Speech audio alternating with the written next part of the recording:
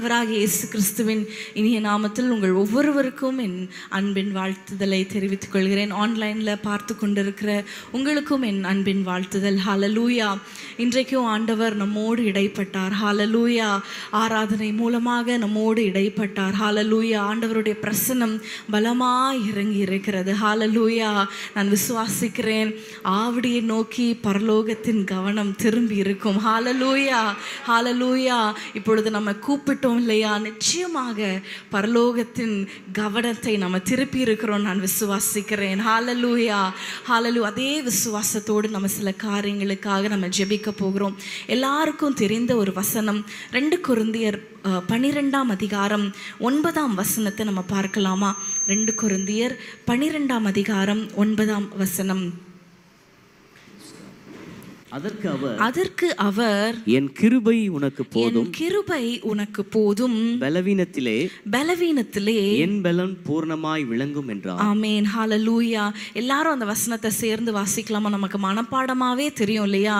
அதற்கு அவர் என் கிருபை உனக்கு போதும், பலவீனத்திலே என் பலம் பூரணமாய் விளங்கும் என்றார். ஹalleluya.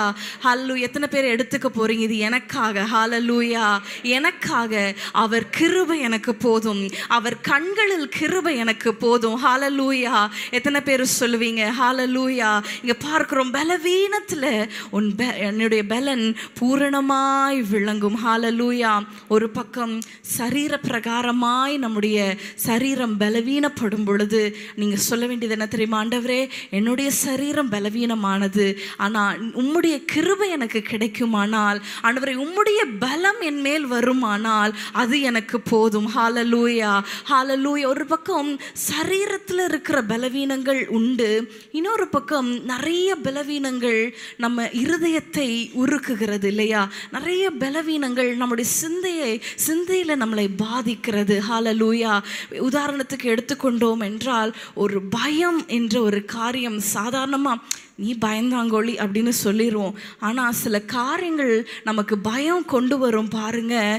இரவும் பகலும் அதை நினைத்து நினைத்து அந்த பயம் என்றது ஒரு பொல்லாத ஆவி, அது நம்மளை அப்படியே பலவீனப்படுத்துகிறது இல்லையா? அநேக நேரங்களில் ஐயோ என் கணவருக்கு எதுவும் ஆயிருமோ, மனைவிக்கு எதுவும் ஆயிருமோ, அப்பாவுக்கு எதுவும் ஆயிருமோ, வெளியில் போயிருக்கிறாங்க, ஆக்சிடென்ட் ஆயிருமோ. ஒரு சகோதரி சொல்லும் பொழுது, சமீபத்தில் பேசும்பொழுது சொல்லுங்க, எப்போ பார்த்தாலும் ஒரு பயத்தின் ஆவி எனக்குள்ளே வந்து கொண்டே இருக்கிறது.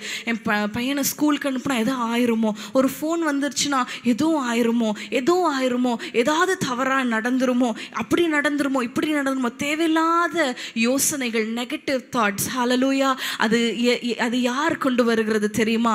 வேதம் சொல்லுகிறது, ஆண்டவர் நமக்கு பயமுள்ள ஆவியை கொடாமல். அப்போ பயம் ஆண்டவரிடத்திலிருந்து வருகிறதில்லை, பயம் பிசாசினிடத்திலிருந்து வருகிறது.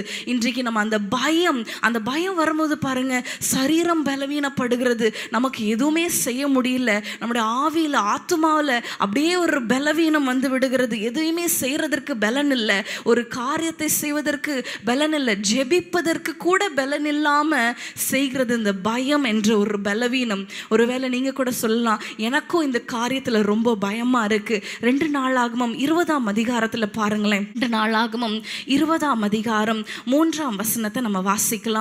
2 நாளாகமம் 20:3. அப்பொழுது யோசபாத் பயந்து கர்த்தரை தேடுகிறதற்கு ஒருமுகப்பட்டு யூதாவெங்கும் உபவாசத்தை கூறுவித்தார். ஆமென். ஹalleluya. அல்ல 12ஆம் வசனத்தை நீங்க பார்க்கும் பொழுது, நீர் நியாயம் தீர்க்க மாட்டீரோ, எங்களுக்கு விரோதமாக வந்த இந்த ஏராளமான கூட்டத்துக்கு முன்பாக நிற்க எங்களுக்கு பலன் இல்லை. அங்க பார்க்கிறோம் பலன் இல்லை, ஏன்னா அவங்க பயந்துட்டாங்க.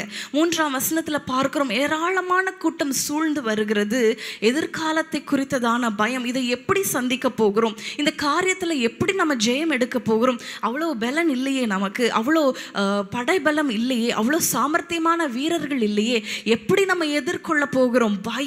பயம் வந்தோடனே பாருங்க, அவர் சொல்லுகிறார், எதிர்த்து நிற்க பலன் இல்லை. சில நேரம் நம்ம ஜெபிக்க பலன் இல்லை. அந்த காரியத்தை பிசாசு பயத்தை கொண்டு வரும் பொழுது அதை எதிர்த்து ஜெபிக்க நமக்கு பலன் இல்லை.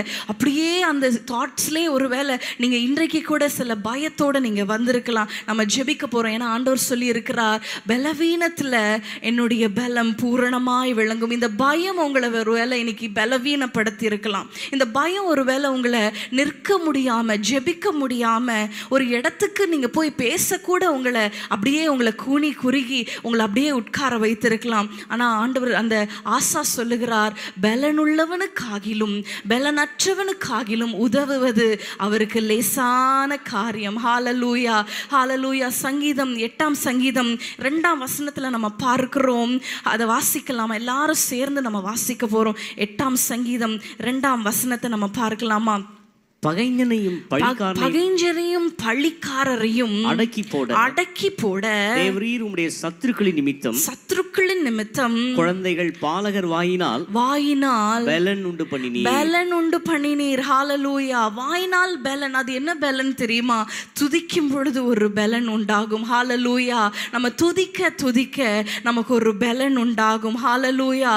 துதிக்க கர்த்தருடைய கிருபை நமக்கு கிடைக்கும். ஹல்லேலூயா. எதற்கு தெரியுமா? பகைஞரையும் பழிக்காரரையும் அடக்கி போட. நமக்கு யாரு பகைஞர்? ஹல்லேலூயா.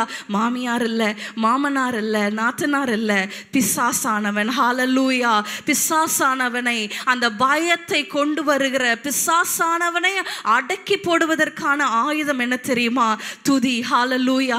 இன்றைக்கு என்ன பயம்? எதிர்கால பயமோ, அப்படி நடந்துருமோ, இப்படி நடந்துருமோ, நான் இறந்துருவேனோ, நான் இல்லாம போயிருவேனா, நான் இறந்துட்டா என் பிள்ளைகளை யார் பாப்பா, இப்படிப்பட்ட பயத்தின் ஆவிகளை நம்ம எதிர்த்து நம்ம ஜெபிக்க போறோம். கண்களை மூடி அப்படியே ஆண்டவர் சமூகத்துல. ஹல்லேலூயா, ஹல்லேலூயா. பல நாட்களாக ஒருவேளை இந்த பயம் உங்களை ஆட்கொண்டு இருக்கலாம். ஹல்லேலூயா. ஆண்டவரே, நீர் எங்களுக்கு பயமுள்ள ஆவியை கொடுக்கல, அன்பும் பலமும் தெளிந்த புத்தியும் உள்ள ஆவியை கொடுத்திருக்கிறீர். சொல்லுங்க, ஆண்டவர், எனக்கு பயமுள்ள ஆவி இல்ல, எனக்கு அன்பும் பலமும் தெளிந்த புத்தியை கொடுத்திருக்கிறீங்க. ஆண்டவரே, பிசாசு கொண்டு வருகிற தேவையில்லாத சிந்தனைகள், ஹல்லேலூயா, சில நேரத்துல அதை நம்ம அப்படியே இமேஜின் பண்ணி ரொம்ப காரியங்கள்ல பயந்து போயிருக்கிறீங்க. ஆண்டவரே, இந்த சிந்தையில பலவீனப்படுத்துகிற இந்த பிசாசை அடக்கி போட நான் உம்மை துதிக்கிறோம். சொல்லுங்க, நான் உம்மை துதிக்கிறோம். ஆண்டவரே, எங்களுக்கு நீங்க பலன் கொடுக்கிறவர், எங்களை பலப்படுத்துகிறவர். ஹல்லேலூயா. ஆண்டவரே, ஒருவேளை நாங்க பலவீனப்பட்டு இருக்கலாம், இந்த பயம் எங்களை ஆண்டவரே பலவீனப்படுத்தி இருக்கலாம்.